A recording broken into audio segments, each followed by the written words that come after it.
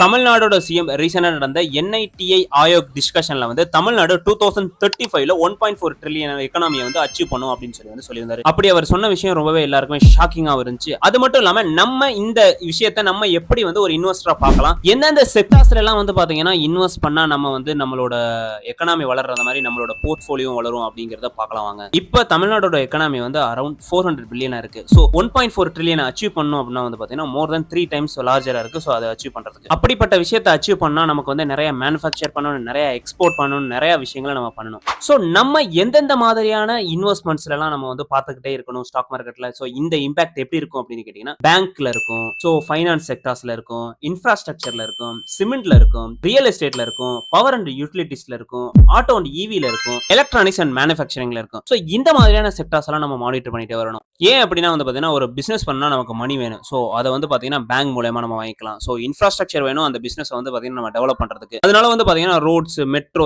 Airport and ports இந்த மாதிரியான விஷயங்களை நம்ம கவர்மெண்ட் வந்து ஃபோக்கஸ் பண்ணுவாங்க. சோ அதெல்லாம் பண்றதுக்கு சிமெண்ட் வேணும். சோ சிமெண்ட் கன்ஸ்ட்ரக்ஷனுக்கு வந்து பாத்தீங்கன்னா ரொம்பவே வந்து ஹெல்ப்ஃபுல்லா இருக்கும். அடுத்ததா ரியல் எஸ்டேட். ரியல் எஸ்டேட் வந்து பாத்தீங்கன்னா இண்டஸ்ட்ரியல் அண்ட் அர்பன் எக்ஸ்பான்ஷன்ல வந்து பாத்தீங்கன்னா ரொம்பவே ஒரு பங்கு வகிக்கும். இதெல்லாம் பண்ணும்போது வந்து பாத்தீங்கன்னா எலக்ட்ரிசிட்டி டிமாண்ட் அதிகரிக்கும். சோ அந்த மாதிரியான செக்டர்ஸோட ஸ்டாக்ஸும் அதிகமாகும். சோ அது மட்டும் இல்லாம ஆட்டோமொபைல்ல வந்து பாத்தீங்கன்னா ஆல்ரெடி நம்மளோட கவர்மெண்ட் வந்து இவிஸ்க்கு வந்து நிறைய ஃபோக்கஸ் பண்றாங்க. அதோட சேர்த்து வந்து பாத்தீங்கன்னா mobile phone, semiconductors, ecosystem, so இந்த மாதிரியான எல்லா விஷயங்கள்லயுமே வந்து பாத்தீங்கன்னா இப்போ வந்து ரேபிடா போயிட்டு இருக்கு. சோ நெக்ஸ்ட் இந்த மாதிரியான செக்டார்ஸ் எல்லாம் வந்து பாத்தீங்கன்னா நம்மளோட கவர்மெண்ட் வந்து ரொம்ப ஃபோக்கஸ் பண்ணுவாங்க. சோ இப்படி ஃபோக்கஸ் பண்ணாதான் வந்து 1.4 ட்ரில்லியன் அச்சீவ் பண்ணலாம்னு சொல்லி நிறைய ரிசர்ச்சாளர்கள் சொல்றாங்க. சோ நம்மளும் வந்து பாத்தீங்கன்னா ஒரு இன்வெஸ்டரா இந்த மாதிரியான செக்டார்ஸோட ஸ்டாக்ஸ் வந்து அனலைஸ் பண்ணி ஃபாலோ பண்ணி நம்ம வந்து பாத்தீங்கன்னா நம்ம அதுல இன்வெஸ்ட் பண்ணோம்னா நம்மளோட எக்கனாமி வளர்ற மாதிரி நம்மளும் வந்து பாத்தீங்கன்னா நம்மளோட போர்ட்ஃபோலியோ வளர்க்கலாம். சோ இதை பத்தி நீங்க என்ன நினைக்கிறீங்க அப்படிங்கறத கமெண்ட்ல சொல்லுங்க.